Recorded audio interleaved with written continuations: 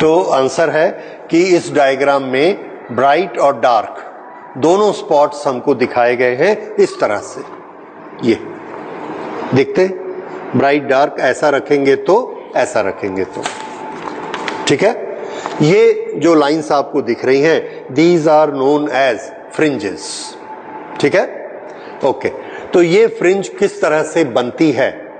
ये फ्रिंज जिस तरह से बनती है उस मेथड को हम कहते हैं इंटरफेरेंस।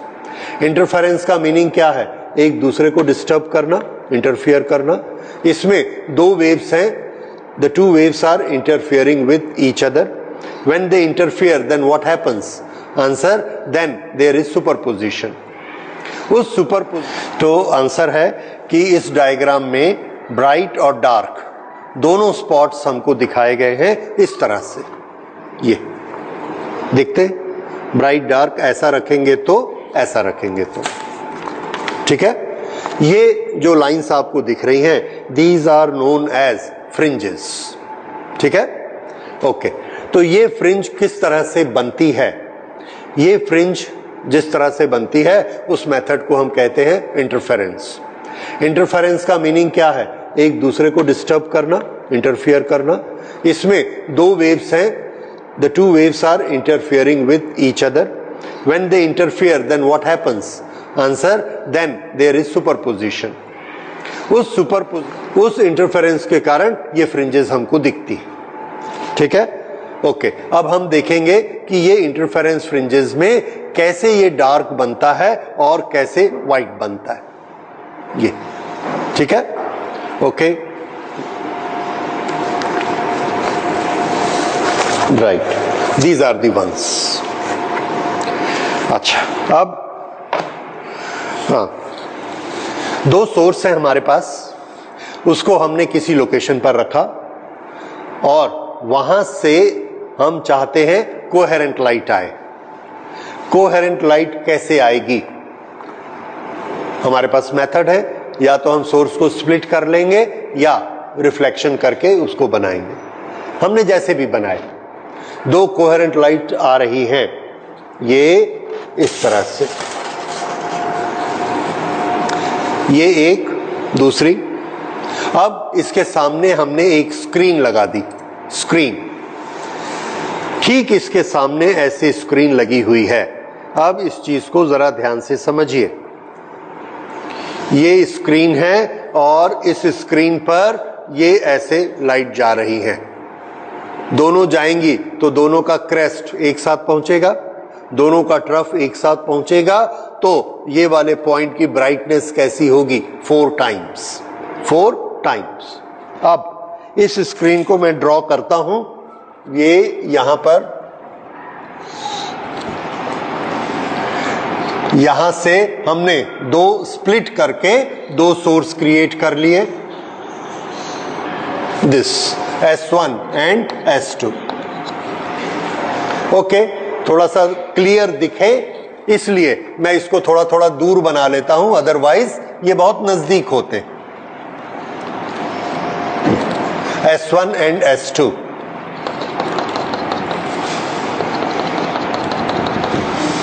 इस पॉइंट, इस स्क्रीन पर ये एक ऐसा पॉइंट है जो दोनों से जाने वाली वेव के लिए इक्वल डिस्टेंस रखता है। यहां से वेव ऐसे गई और यहां से भी वेव ऐसे गई।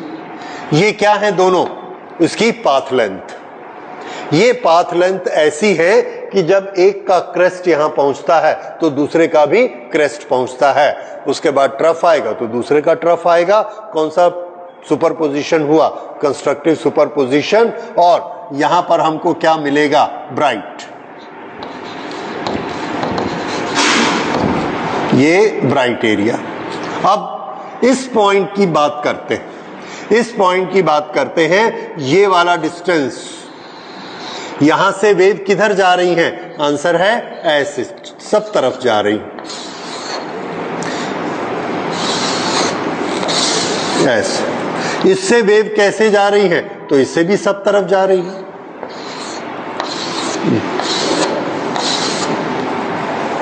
ठीक है। अब ऐसे हमने बनाया।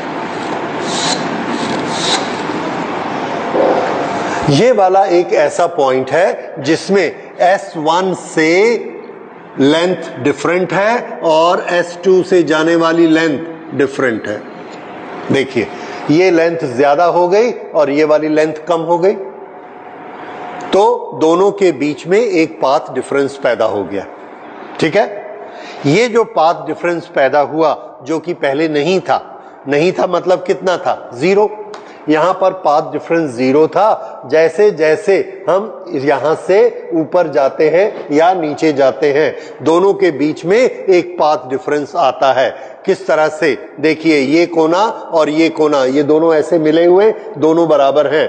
अब हम ऊपर गए, ये ऐसे, ये दिखा, ये वाला रास्ता छोटा हो गया। कितना छोटा हो गया, इतना छोटा हो गया। ये हम इतनी हाइट पे गए कि दोनों के बीच में एक पाथ डिफरेंस पैदा हो गया और वो पाथ डिफरेंस है λ/2। कितना पाथ डिफरेंस, λ/2, एक पर्टिकुलर पॉइंट के लिए, यहां के लिए। क्या होगा इससे, ये हमारे सामने की स्क्रीन है, यहां पर दोनों एक साथ पहुंच रहे हैं। उसके बाद हम ऊपर गए, ये ऊपर गए, ये भी ऊपर गया और ये नीचे वाले दूसरे सोर्स से ये भी ऊपर गया। ऐसा दोनों इस सोर्स से चले, दोनों स्क्रीन पर पहुंचे। अब जब ये दोनों स्क्रीन पर पहुंच रहे हैं तो देखिए ये क्या है, इसका ट्रफ, इसका क्रेस्ट है और इस लाइन में इसका क्या पहुंच रहा है, ट्रफ। जहां इसका क्रेस्ट पहुंचेगा वहां इसका ट्रफ पहुंचेगा। ये एक की लंबाई बढ़ गई, दूसरे की लंबाई छोटी हो गई। पहले दोनों कैसे थे, ये इक्वल थे, ऐसे क्रेस्ट पे क्रेस्ट, ट्रफ पे ट्रफ। अब एक की लंबाई बढ़ गई और एक की लंबाई छोटी हो गई। अगर ऐसा हो गया, एक की लंबाई, ये एक सोर्स नजदीक आ गया S1 और ये वाला कैसा हो गया, दूर हो गया, ये वाला दूर हो गया S2। अब यहां पर बताइए कौन इकट्ठे आ रहे हैं, एक का क्रेस्ट दूसरे का ट्रफ, इसका क्रेस्ट और इसका ट्रफ, इसका क्रेस्ट और इसका ट्रफ। ऐसे में इस पॉइंट पर ब्राइटनेस कैसी होगी, 0। कौन सा सुपरपोजिशन, डिस्ट्रक्टिव। तो यहां पर ये वाला पॉइंट हमको कैसा मिलता है, डार्क। ये पाथ डिफरेंस कितना आ गया, λ/2। अब और एक ऊपर का पॉइंट लिया, ये, अब पाथ डिफरेंस 1 λ। फिर से देखिए, ये ऐसे जा रहा था, ये ऐसे जा रहा था, पाथ डिफरेंस कितना, 0, क्रेस्ट पे क्रेस्ट। एक की लंबाई बढ़ गई और एक की लंबाई छोटी हो गई, एक की लंबाई बढ़ गई, एक की लंबाई छोटी हो गई पाथ की। अब क्या आ गया, क्रेस्ट पे ट्रफ। अब ये पॉइंट कैसा दिखने वाला है, डार्क। फिर एक की लंबाई और छोटी हो गई, दूसरे की लंबाई और बढ़ गई। अब फिर से क्या आ गया, क्रेस्ट पे क्रेस्ट। अब ये पॉइंट कैसा दिखेगा, ब्राइट। जिस पॉइंट पर क्रेस्ट पे क्रेस्ट आता है वो पॉइंट ब्राइट दिखेगा और जिस पर क्रेस्ट से ट्रफ आता है वो डार्क दिखेगा। और अगर हम इनकी लंबाई में कंटिन्यूअस चेंज करते रहेंगे, कंटिन्यूअस चेंज, तो क्या होगा, एक बार क्रेस्ट पे क्रेस्ट और एक बार ट्रफ पे ट्रफ। मैंने कंटिन्यूअस चेंज कहां किए, ये वाला डिस्टेंस देखिए, पहले ये डिस्टेंस था, अब ये डिस्टेंस हो गया, दोनों में डिफरेंस आ गया, ये इतना डिफरेंस। फिर ये वाला पॉइंट लिया, यहां से ये रास्ता, यहां से ये रास्ता, इतना डिफरेंस बढ़ गया। फिर ये लिया, ये ऐसा, और ज्यादा डिफरेंस। इस तरह से डिफरेंस बढ़ते जा रहा है। अगर दोनों के पाथ लेंथ में डिफरेंस बढ़ता है तो ये डिफरेंस 0 से बढ़ के पहले λ/2, फिर 1 λ, फिर 1.5 λ। तो जहां λ/2 है वहां क्या बनेगा, डार्क। जहां 3/2 λ है डार्क, जहां 5/2 λ है डार्क।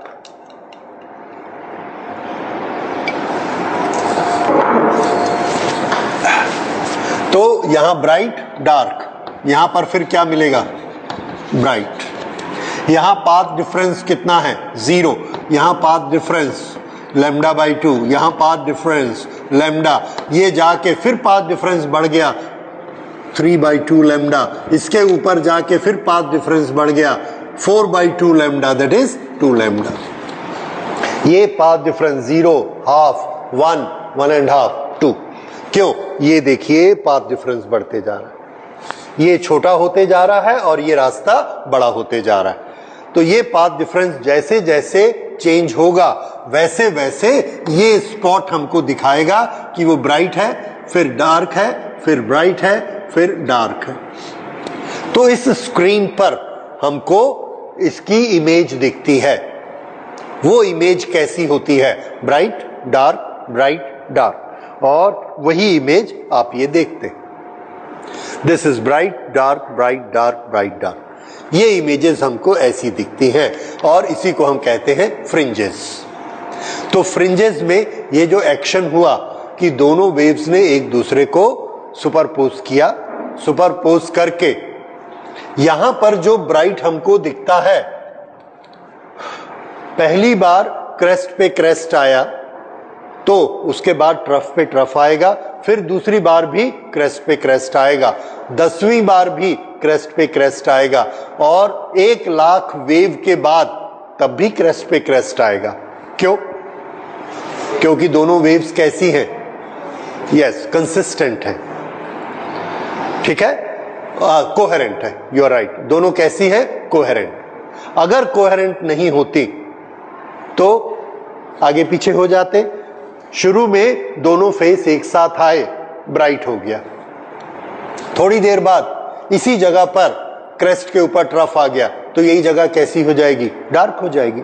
तो हमको क्या दिखेगा, ना ब्राइट ना डार्क, जनरल ब्राइटनेस, वो फिर हमको ब्राइट नहीं दिखेगा। इसीलिए ब्राइटनेस के लिए क्या जरूरी है, कोहेरेंट होना जरूरी है, ठीक है। तो ये एक रिप्लाई है कि अगर दोनों सोर्स कोहेरेंट नहीं है तो हमको इंटरफेरेंस फ्रिंजेस नहीं दिखेंगी। समझ आया, this is a must, okay. तो ये जो पैटर्न बनता है,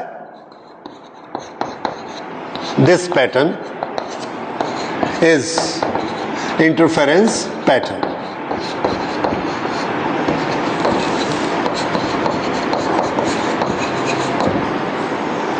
ये जो स्क्रीन पर बना है, और इसके लिए क्या जरूरी है, आप देख रहे हैं इन दोनों के बीच डिफरेंस होना चाहिए, नहीं तो यहां डिफरेंस नहीं क्रिएट होगा। दूसरा, ये वाली स्क्रीन ऐसी स्ट्रेट होनी चाहिए। अगर मैं इस स्क्रीन को ऐसा गोल बना दूं तो इधर का डिस्टेंस, रेडियस, ये भी रेडियस, ये भी रेडियस, ये भी रेडियस, सब रेडियस कैसे होंगे, इक्वल। अगर सब रेडियस इक्वल हो जाएंगे तो डिफरेंस अलग अलग नहीं आएगा। तो इसीलिए इंटरफेरेंस फ्रिंजेस बनाने के लिए स्पेशल कंडीशन है कि ये वाली स्क्रीन कैसी होनी चाहिए, स्ट्रेट, और इन दोनों के बीच में कुछ डिस्टेंस होना चाहिए, इसमें भी डिस्टेंस होना चाहिए। ये वाला डिस्टेंस, इनका डिस्टेंस, ये स्क्रीन स्ट्रेट होगी, कितनी कितनी दूर ब्राइट डार्क बनेगा, ये सब के लिए एक एक्सपेरिमेंट किया गया। अभी तक जितना भी काम चल रहा है ऑन पेपर थ्योरी कि सुपरपोजिशन एक प्रिंसिपल है, उस सुपरपोजिशन से इंटरफेरेंस फ्रिंजेस बनती हैं और उस इंटरफेरेंस फ्रिंजेस से हमको ब्राइट डार्क ऐसा दिखेगा। क्यों? दो वेव्स आपस में मिलेंगी और मिलके डार्क स्पेस पैदा कर देंगे, पर किसी ने करके दिखाया नहीं।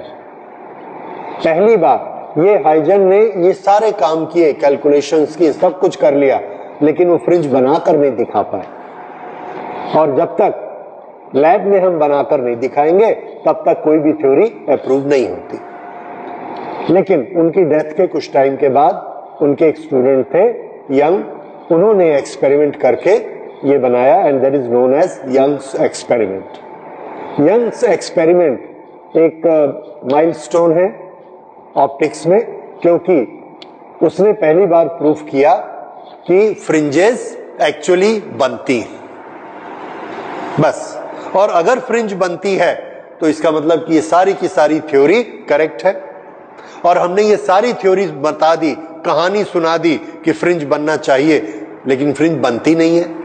अगर नहीं बनती है तो मतलब पूरी थ्योरी गलत, और बनती है तो पूरी थ्योरी ठीक। इसीलिए एक्सपेरिमेंट पे बहुत बड़ा दारोमदार था ये प्रूफ करने का that wave theory is correct. That's why Young's experiment is taken as 10 most important experiments of science. Physics के सबसे बड़े 10 एक्सपेरिमेंट में से एक एक्सपेरिमेंट यंग्स एक्सपेरिमेंट माना जाता है। ओके, इस यंग्स एक्सपेरिमेंट से ही हम निकाल सकते हैं कि ये जो फ्रिंज बनती है, ये आप देख रहे हैं, इस फ्रिंज की चौड़ाई कितनी होती है। अगर हमको इसकी विड्थ पता लगे तो हम ये भी बता सकते हैं कि 7th फ्रिंज किस लोकेशन पर बनती है, कितनी कितनी चौड़ी फ्रिंजेस होती हैं। हम ये भी निकाल सकते हैं कि क्या करने से ये फ्रिंजेस चौड़ी हो जाएंगी, क्या करने से पतली हो जाएंगी। ये सब चीजें हम उससे निकाल सकते हैं यंग्स एक्सपेरिमेंट से। So now we will study Young's experiment. एक छोटा सा एक्सपेरिमेंट है, in 10 minutes we will be able to complete it. और सामने एक स्क्रीन रखी है, S1, S2, R2 coherent sources. A screen is placed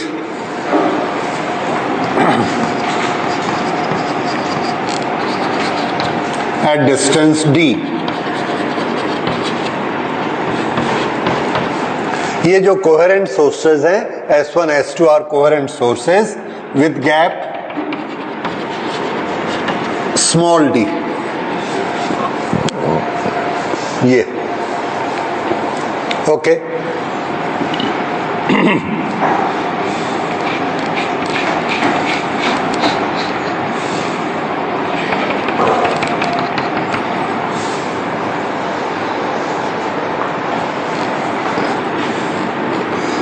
C is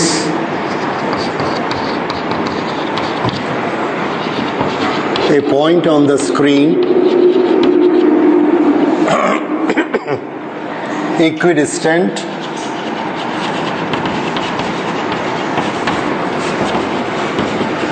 from S1 and S2,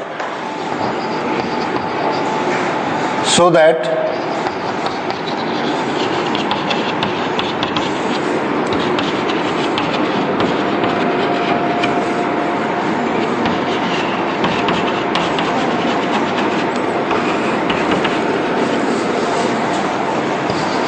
with zero phase difference,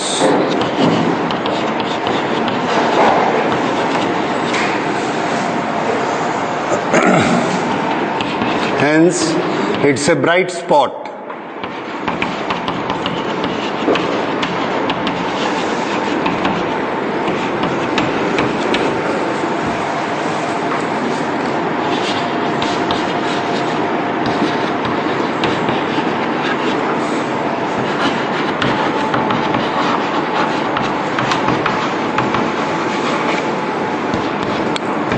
central bright, C में जो white हमको दिखता है, जो ब्राइटनेस दिखती है, उसका नाम हमने क्या दिया? Central bright.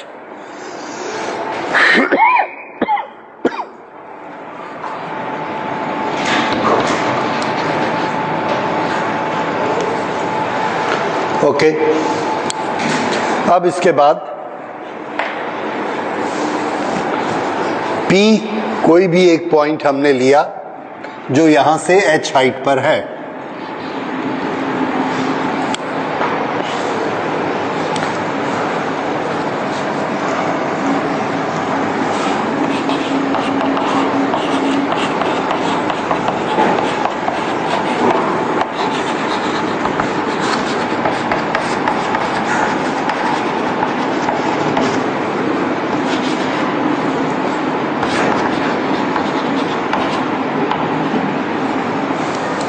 P स्क्रीन पर एक पॉइंट है जो कि C से H हाइट पर है।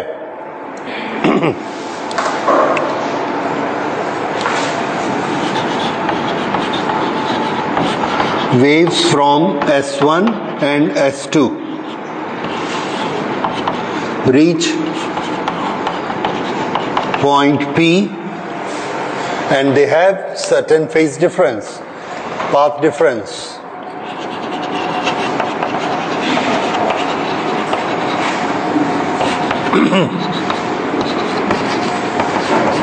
And they have path difference S2P minus S1P.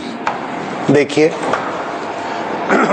नीचे वाली वेव का लेंथ कितना है, S2P, इतनी दूर गई, और ऊपर वाले की पाथ लेंथ S1 से लेके P, तो डिफरेंस कितना हुआ, S2P माइनस S1P.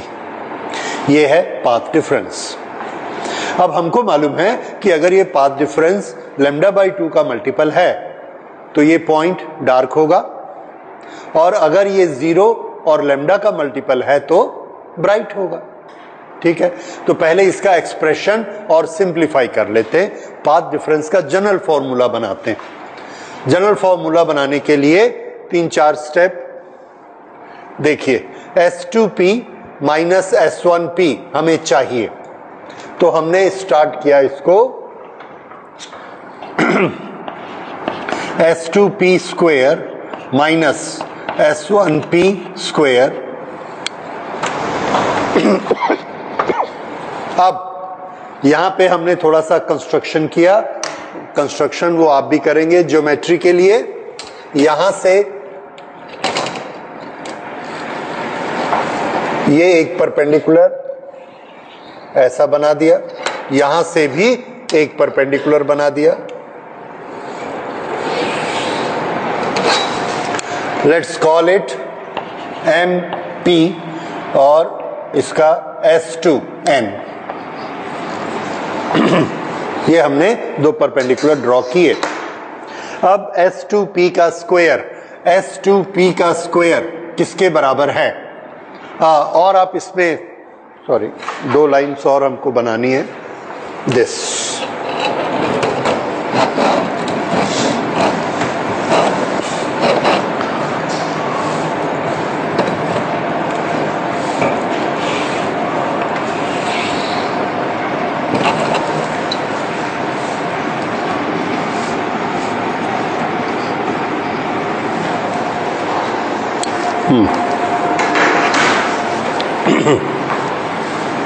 S2P, ये है S2P. इसका स्क्वायर किसके बराबर है? आंसर है this square plus this square. Actually ऊपर वाली लाइन की जरूरत नहीं थी, तो आपने बनाई है तो ठीक है, लेकिन आगे से इसको मत बनाइए. It's not required. ओके, फिर से देखिए S2P हाइपोटेनियस है इस राइट एंगल ट्रायंगल में, तो S2P का स्क्वायर किसके बराबर है? This square plus this square. ये वाला डिस्टेंस कितना है? D. और ये वाला डिस्टेंस कितना है? यहां से लेके यहां तक का डिस्टेंस, हाइट को हमने क्या माना? H. ये H है. अगर ये H है तो ये कितना है? तो यहां से लेके यहां तक कितना है? D. अगर ये D है तो ये कितना हुआ? D/2. This is half D. अब यहां से यहां तक की हाइट कितनी हो गई? H plus D/2. अब S2P square is equal to D square plus H plus D/2 square. ये हो गया S2P का स्क्वायर.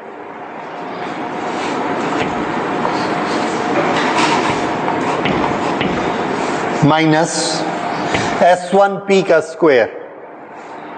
अब इसमें S1P बताइए इसी भाषा में. S1P ये इसमें लीजिए this triangle, D square plus this square, और ये कितना है? यहां से यहां तक H, उसमें से ये D/2 को माइनस कर दो. So this will be again D square plus this is H minus D/2 square. ये आ गया S2P का स्क्वायर, S1P का स्क्वायर. ठीक है, अब इसको जरा फटाफट सॉल्व कर दीजिए. दोनों ब्रैकेट को ओपन करिए, कैंसलेशंस करिए और निकालिए कितना आया। d is a very small distance, so you will neglect d square. d square जहां आएगा उस टर्म को छोड़ दीजिए और वो सब करने के बाद फिर बताइए कितना आया।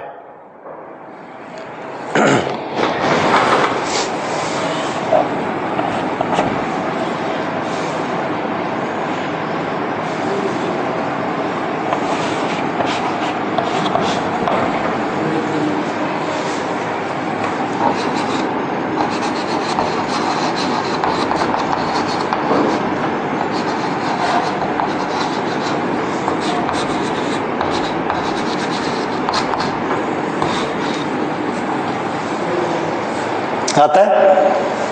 ठीक। हाँ जी, ये सब कहा जाएगा। कैपिटल डी स्क्वायर भी कैंसिल हो जाएगा, एच स्क्वायर भी कैंसिल हो जाएगा, ये वाला आ गया और डी स्क्वायर को हमने कैंसिल कर दिया। ओके, अब थोड़ा सा सब इधर देखिए। ये वाला जो है ए स्क्वायर माइनस बी स्क्वायर, ए स्क्वायर माइनस बी स्क्वायर के दो फैक्टर क्या होते हैं? ए माइनस बी, ए प्लस बी। तो इसको हमने ले लिया S2P माइनस S1P और दूसरा factor S2P plus S1P is equal to 2HD। यहां तक समझ आ गया? अब अगली चीज देखिए, S2P minus S1P, S2P minus S1P पहले ही से ही हमको मालूम है ये क्या है, पाथ डिफरेंस, और इसी को हम ढूंढ रहे हैं। इसकी वैल्यू हमको निकालनी है, इसलिए हम इसको नहीं छेड़ते, ऐसा ही रखते। S2P minus S1P multiplied by ये जो चीज है S2P प्लस S1P, इसे देखिए। इसमें हम एक छोटा सा अप्रोक्सीमेशन लगाते हैं। ये डायग्राम के लिए मैंने इसको बड़ा किया है और इसको छोटा किया है। एक्चुअल एक्सपेरिमेंट जब हम करते हैं तो ये वाला डिस्टेंस बहुत छोटा होता है, 1 मिलीमीटर। 1 मिलीमीटर कितना होता है आप समझ रहे हैं? और ये वाला डिस्टेंस होता है 10 सेंटीमीटर। 10 सेंटीमीटर 1 मिलीमीटर से कितनी दूर होता है? How many times? 100 टाइम्स, 100 गुना ये ज्यादा डिस्टेंस होता है। और ये वाले जो डिस्टेंस है this are hardly 2 millimetre, 1 millimetre, 2 millimetre. तो हम बताना ये चाहते हैं कि अगर ये वाला डिस्टेंस अगर 1000 मिलीमीटर है तो ये वाला डिस्टेंस कितना होगा? 1000.1 मिलीमीटर। ये वाला डिस्टेंस 1000.1, ये वाला 1000.2, ये वाला 1000। तो अगर हम सिग्निफिकेंट फिगर के रूल से देखें तो हम क्या मान सकते हैं कि ये सभी डिस्टेंस 1000 मिलीमीटर है, यानी सभी डिस्टेंस अप्रोक्सीमेटली d के बराबर ही होते हैं। इतना थोड़ा डिफरेंस होता है कि उनको एडिशन पर्पस के लिए हम क्या मान सकते हैं कि वो बराबर ही। जैसे अगर हम आपसे कहेंगे 10.0001 और 10.0002 और तीसरा 10.000, तीनों को ऐड कर दो तो हमारा आंसर क्या होगा? 30, क्योंकि 0.0001 की कोई वैल्यू नहीं है 30 के सामने। तो जब हम एडिशन करते हैं तो बहुत छोटे नंबर्स को नेग्लेक्ट कर सकते हैं। ये हमने सिग्निफिकेंट फिगर में भी पढ़ा है और राउंडिंग में भी पढ़ा है। वही चीज हम यहां करते हैं। तो S2P और S1P दोनों D के बराबर होते हैं अप्रोक्सीमेटली। तो इसको हम क्या लिख सकते हैं? इन दोनों का सम किसके बराबर होगा? This is approximately 2D। तो इसको 2D लिख लेते हैं। Now this is equal to 2HD, 2HD। और इससे यहां पे हमने रीजन लिख दिया, S2P is approximately S1P is approximately D। अब दोनों तरफ से 2 को कैंसिल करिए और D को इधर ले जाइए। S2P minus S1P is equal to 2 cancel हो चुका है, small d upon capital D into H।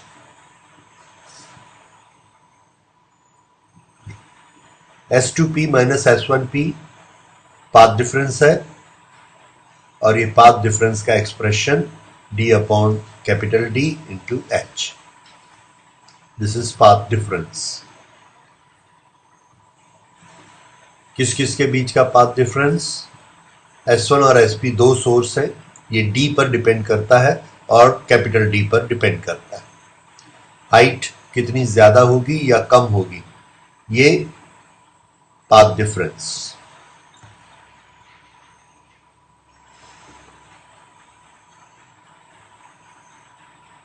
अब उस पाथ डिफरेंस के कारण P डार्क होगा या P ब्राइट होगा, उस कंडीशन को देखिए। तो पहले लेते हैं कि P डार्क कब होता है।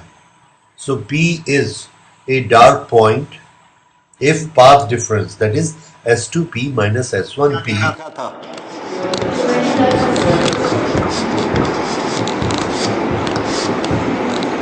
lambda and n start from 0 1 2 3। अब इसमें 0 रखिए n को, ठीक है। अच्छा देखिए, इस फॉर्मूला को हम थोड़ा मॉडिफाई करना चाहते हैं। किस तरह से मॉडिफाई करेंगे? मॉडिफाइड फॉर्मेट में लिखता हूं मैं इसको, और इसको हम लिख सकते हैं 2n माइनस 1 अपॉन 2। ये भी तो ऑड नंबर का फॉर्मूला है, 2n minus 1। This is to be multiplied with lambda, और यहां पर n कहां से स्टार्ट होगा? ये यहां पर n कहां से स्टार्ट करना था? 0। तो हम 0 से नहीं स्टार्ट करना चाहते, हम 1 से करना चाहते, और हमारे पास मैथमेटिक्स है उसके लिए। मैथमेटिक्स में ऑड का फॉर्मूला क्या है? 2n minus 1। तो फर्स्ट n को जगह 1 रखिए, कितना आएगा? 1/2। n की जगह 2 रखिए, कितना आएगा? 3/2। ओके, तो ये आ गया हाइट। देयरफॉर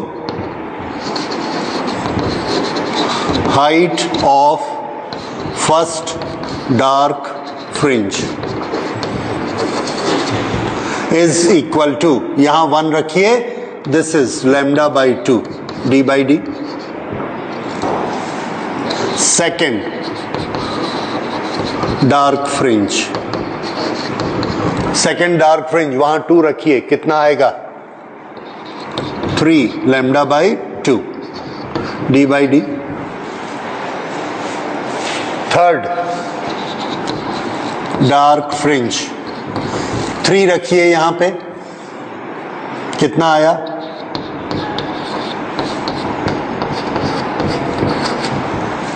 ये सब क्या आ रही? Height of first, second, third. जब आप फर्स्ट डार्क फ्रिंज लेते हैं तो n की वैल्यू कितनी रखते हैं? सेकेंड डार्क फ्रिंज लेंगे तो n की वैल्यू कितनी रखनी है? थर्ड लेंगे तो n की वैल्यू थर्ड। अब ये बताइए, अगर मैं आपको कहूंगा कि बताइए 9th फ्रिंज कितनी हाइट पर बनेगी, तो निकाल सकते हैं। समझ आया? n की वैल्यू कितनी रख देंगे? 9, सिंपल। तो हमको ये फॉर्मूला मिल गया कि डार्क फ्रिंज कितनी हाइट पर रहती है, ठीक है। अब हमको ये दिया गया क्वेश्चन, सुनिए। In a Young's experiment the slits are at a distance of 2 millimeter. The screen is placed at a distance of 1.5 meter. The light has color green. Green से क्या मिला? Lambda. Okay. Then find out the height of 11th fringe. बनेगा? समझ आया? इस तरह से। फिर से, what is the difference when a white light is given to Young's experiment? Then the white light is consisting of different colors. What is the height of 11th red and 11th blue? तो n की value क्या रखेंगे? 11।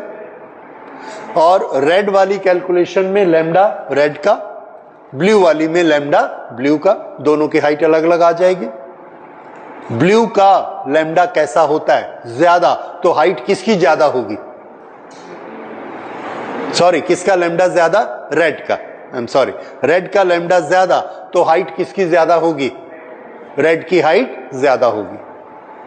अच्छा, अब ये reference आया है तो एक छोटी सी चीज और मैं आपसे ये पूछना चाहता हूं, एक यंग्स एक्सपेरिमेंट हो रहा है, ये वाला डिस्टेंस 10 सेंटीमीटर है और इधर से हमने मोनोक्रोमेटिक एक कलर की लाइट नहीं दी, व्हाइट लाइट दी।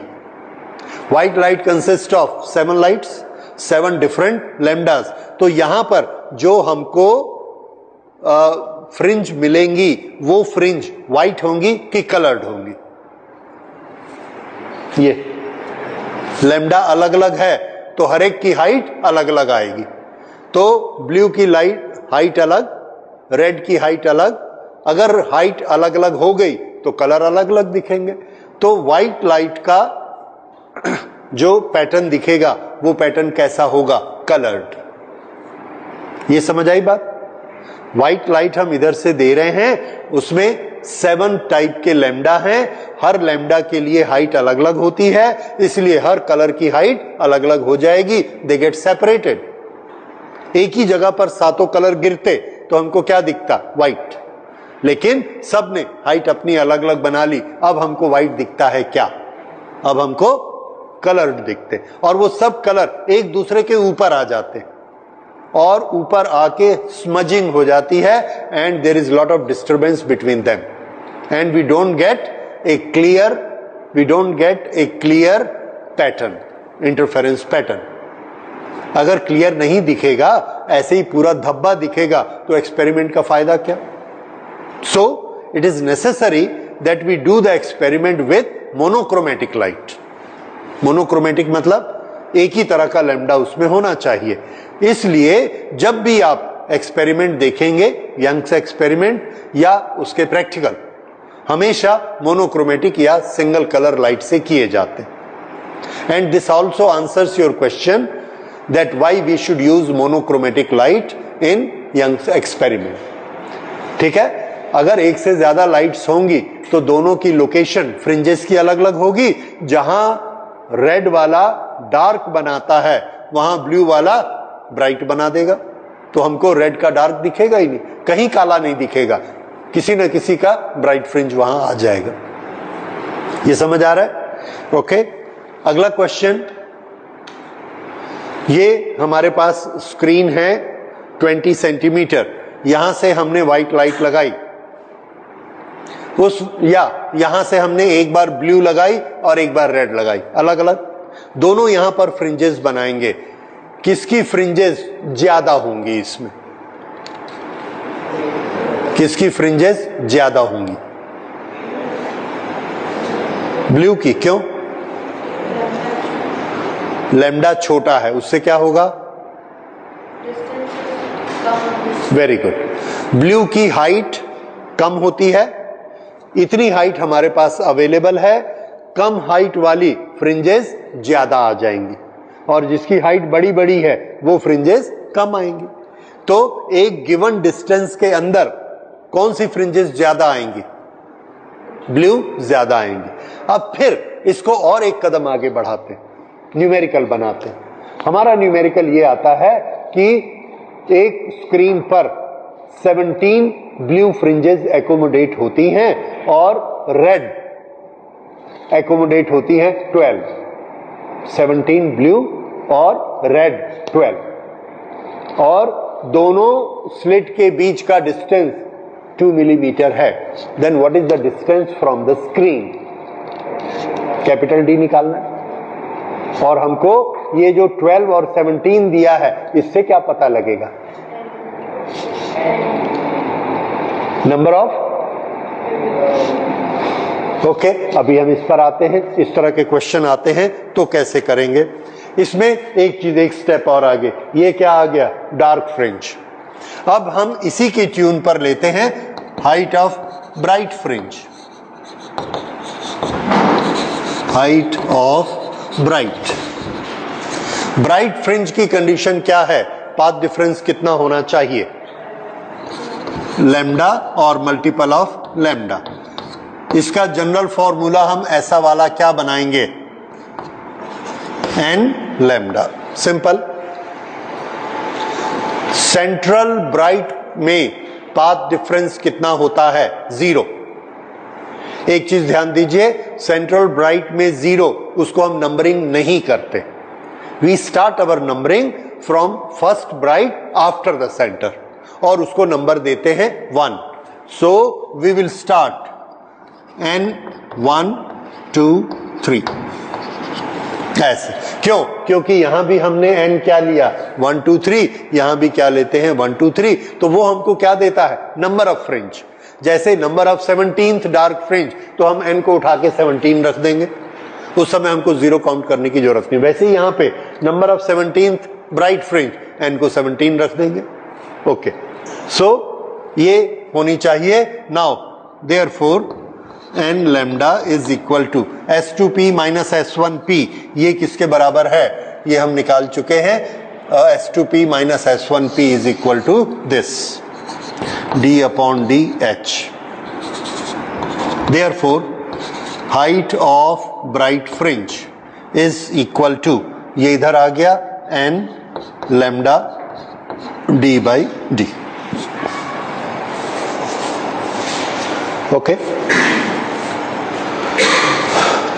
ठीक है। अब इससे आप क्या निकाल सकते हैं, 7th फ्रिंज आफ्टर ब्राइट, यानी ब्राइट वाले को काउंट नहीं कर, सेंटर वाले को काउंट नहीं करेंगे, उसके बाद इसका नंबर शुरू हो जाएगा 1 2 3। 7th करना है तो n को 7th रख दीजिए, 12th करना है तो n को 12th रख दीजिए, इस तरह से। तो ये जो हमारी फ्रिंजेस बनी, ब्राइट डार्क ब्राइट डार्क, एक बार लैम्डा बाई 2, फिर लैम्डा, फिर 1.5 लैम्डा, फिर 2 लैम्डा, फिर 2.5 लैम्डा, जैसे जैसे हाफ लैम्डा बढ़ते जाते, एक डार्क एक ब्राइट, एक डार्क एक ब्राइट, ऐसे बनती चली जाएंगी, और आप किसी की भी हाइट निकाल सकते हैं। अब हमारा क्वेश्चन ये है कि ये जो फ्रिंज बनती है ब्राइट या डार्क, इसकी चौड़ाई कितनी होती है, फ्रिंज विड्थ। देखिए हमने शुरू क्या किया था, to find fringe width. Fringe width कैसे निकालते हैं, तो हम ना इसका एक डायग्राम बनाते हैं। उस डायग्राम में ये लेते हैं ब्राइटनेस, और ये है distance, distance from the centre bright. ये अब इस पॉइंट पर ब्राइटनेस मैक्सिमम है इतनी, उसके बाद हम थोड़ा सा दूर चले गए। कितना दूर चले गए, d by D into lambda by 2, d by D into lambda by 2। वहां पर क्या मिलेगा, फर्स्ट डार्क। तो यहां पर ब्राइटनेस कितनी हो गई, तो आंसर है यहां पर ब्राइटनेस हो गई 0। थोड़ा सा और दूर चले गए, यहां पहुंचने से डिस्टेंस कितना हो गया, 1 लैम्डा, और 1 लैम्डा मिलने से हमको क्या मिलेगी, ब्राइट। तो यहां पर ब्राइटनेस कितनी मिली, ये इतनी, फिर इतनी, फिर यहां पर इतनी। तो अब इस तरफ जाते हैं तो वैसे ही होता है। ये वाला डिस्टेंस कितना है, lambda by 2, D by D, और ये वाला डिस्टेंस इसका डबल। तो हमको इसका ग्राफ इस तरह से मिला।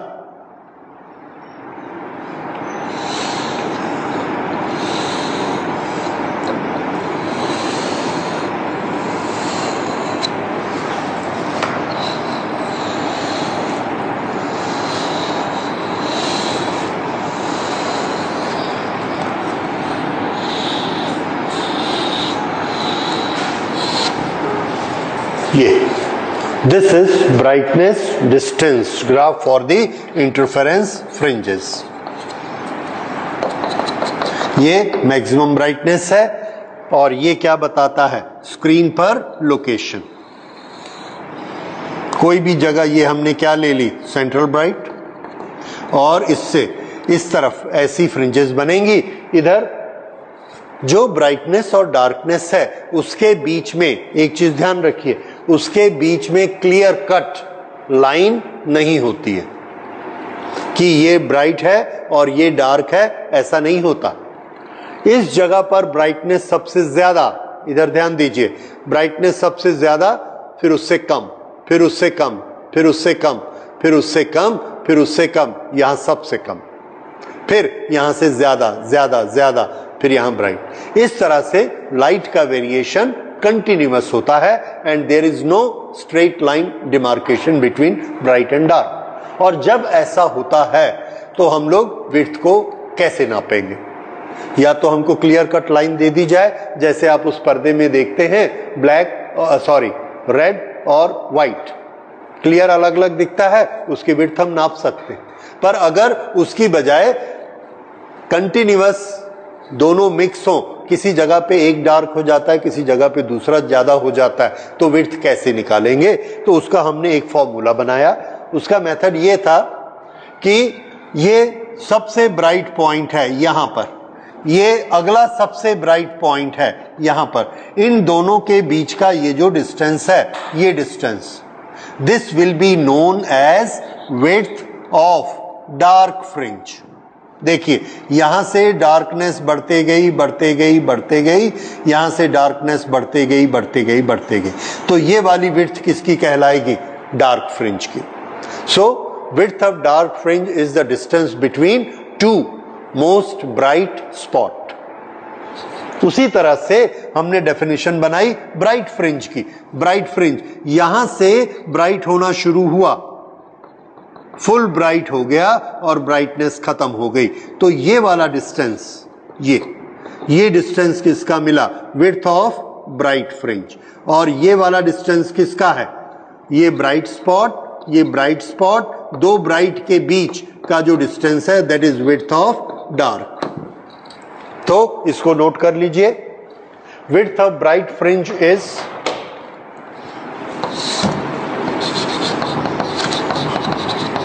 width of bright fringe is the distance between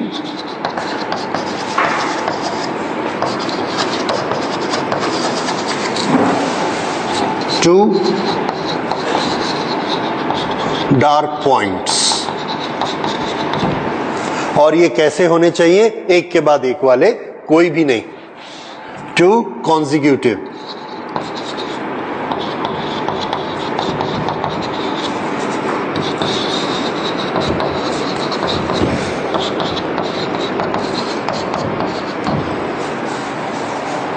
ये, और वैसे ही width of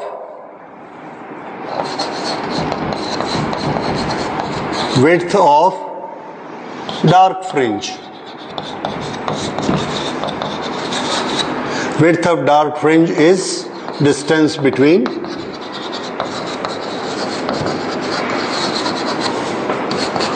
two consecutive most bright points। ये आ गया width of dark fringe and width of bright fringe।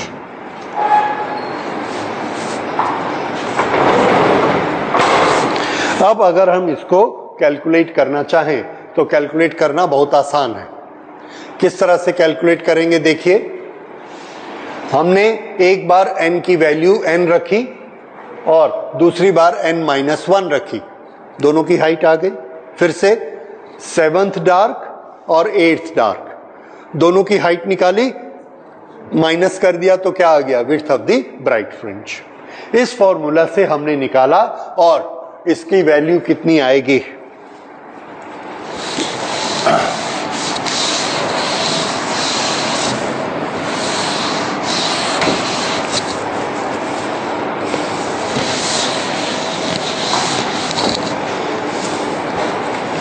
Therefore, width of bright fringe is equal to, यहां पर हमने रखा nth फ्रिंज की हाइट, nth डार्क फ्रिंज की height, height of dark fringe कौन सी? nth minus height of dark fringe n-1, और इसको हमने रखा this is n lambda by 2 this। इसे मुझे करेक्ट करना है।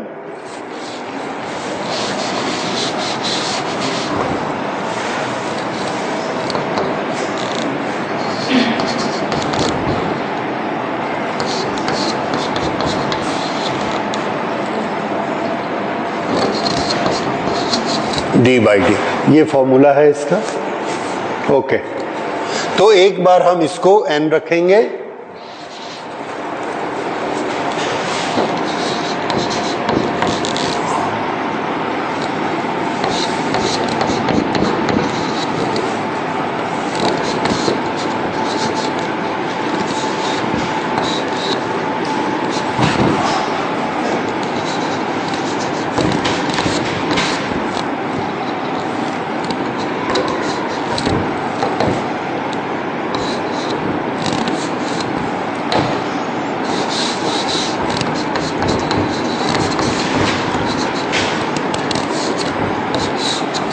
ओके। थोड़ा सा इधर देखिए, बहुत लंबा है लेकिन आपको क्या याद रखना है, ये फॉर्मूला हमने लिखा, n को n लिखा हुआ है, इस n की जगह n-1 करिए तो ये क्या हो जाएगा n-1।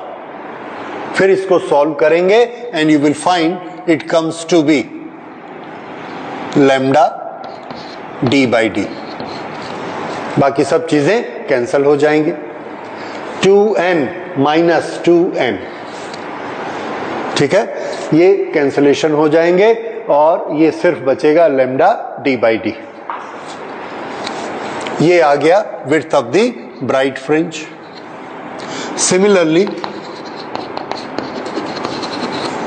width of the dark fringe is equal to,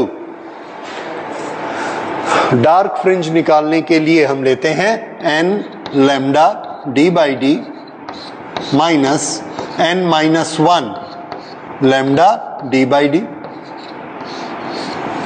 और इसको जब करते हैं फिर से आता है lambda d by D.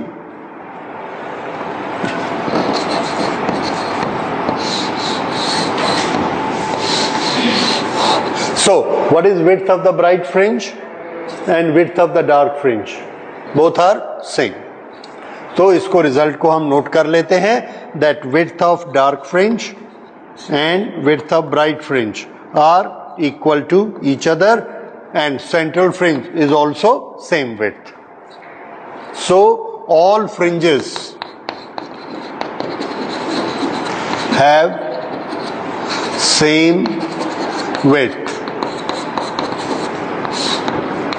Interference pattern में ये एक प्रॉपर्टी है कि इसकी सभी फ्रिंजेस की विड्थ इक्वल होती है, ठीक है, और ये विड्थ कितनी होती है, yes, lambda D by D, ये इसकी विड्थ है। अब इसकी विड्थ को देखकर आप बहुत सारे क्वेश्चन बना सकते हैं, उसको हम ओरल ही कर लेते हैं। अगर हम स्क्रीन का डिस्टेंस इंक्रीज करेंगे, capital D is increased, what happens to the width, चौड़ी ज्यादा होती जाएंगी, ठीक है, विड्थ बढ़ते जाएगी। Is it clear? अगर हम स्मॉल डी यानी कि दोनों स्लिट के बीच का डिस्टेंस इसको बढ़ाते जाएंगे तो क्या होगा, फ्रिंजेस पतली होती जाएंगी, एक दूसरे के क्लोज होती जाएंगी, ठीक। उसके बाद ब्लू कलर और रेड कलर, किसकी विड्थ ज्यादा होगी, रेड, क्योंकि उसका लैम्डा ज्यादा होता है, ठीक है। और देखिए इंटेंसिटी, एक छोटा सा question and that is very important, intensity of a bright fringe कितनी होती है, फिर से intensity of A ordinary light is I, intensity of the second light is I, intensity of the bright fringe is 4I। क्यों? क्योंकि दोनों का A और A ऐड हो गया 2A और इंटेंसिटी कितनी हो गई 4 times. And what is intensity, energy per unit area per unit time, तो उसकी एनर्जी 4 टाइम्स बढ़ गई। अब अगर एक वेव I एनर्जी लेके आ रही है, दूसरी I एनर्जी लेके आ रही है, तो एक स्पॉट पे 4I एनर्जी कैसे हो सकती है? This is contrary to conservation of energy. वो एनर्जी कहां से आई? आपको मालूम है कहां से आई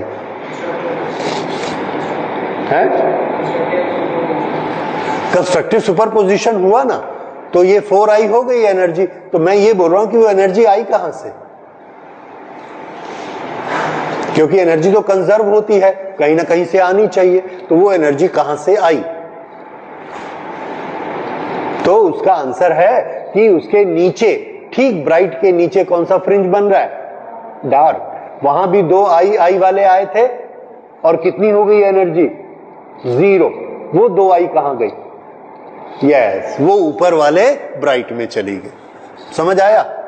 तो यहां पर एनर्जी आनी थी आई 4। अब इन चारों को हमने एक जगह कर दिया आधे में, और यहां क्या कर दिया? 0। तो ये जगह बन गई ब्राइट और ये जगह क्या बन गई? 0। एनर्जी की जरूरत नहीं है, तो हमने एनर्जी का क्या किया? रीडिस्ट्रीब्यूशन। तो ये सेंटेंस नोट करिए, in interference fringes energy is conserved.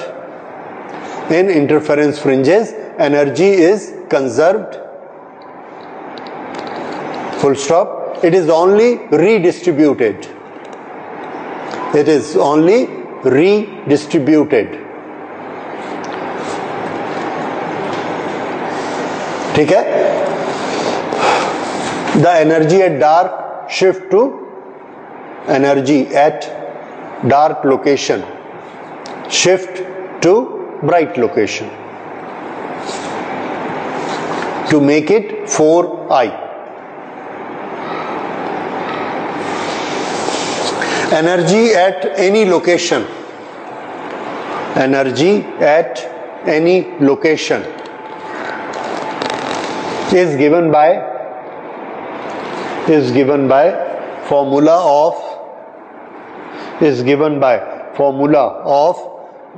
the vector sum, is given by the formula of vector sum. और ये जो हमको इंटेंसिटी मिलेगी, इस इंटेंसिटी को हम इस फॉर्मूला से लिख सकते हैं, I रिजल्टेंट। एक वेव अगर I1 एनर्जी दे सकती है, दूसरी वेव I2 एनर्जी देती है, और उन दोनों के बीच कुछ फेज डिफरेंस फाई का है, तो उसकी रिजल्टेंट एनर्जी कितनी मिलेगी? तो आंसर है, उसकी रिजल्टेंट एनर्जी हमको इस फॉर्मूला से मिलेगी, IR is equal to root I1 square plus I2 square plus 2I1 I2 cos phi, where phi is the phase difference। ये वेक्टर का फॉर्मूला सबको मालूम है? ठीक है, ओके। इसी फॉर्मूले के बेसिस पर हम लोग एनर्जी को कैलकुलेट कर सकते हैं। तो ये फॉर्मूला नोट करिए, और ये आता है इंटेंसिटी के क्वेश्चंस में, इंटेंसिटी के न्यूमेरिकल्स। ठीक है, तो अब इसके बाद अगर दो वेव में फाई का डिफरेंस होता है, तो ये उसका इंटेंसिटी का फॉर्मूला है, और इसी तरह से हम उसका एम्पलीट्यूड भी कैलकुलेट कर सकते हैं, और इस पर मैंने देखा है न्यूमेरिकल्स होते हैं। एनीवे, तो हम लोगों ने इंटरफेरेंस फ्रिंजेस के बारे में पूरा पढ़ लिया, और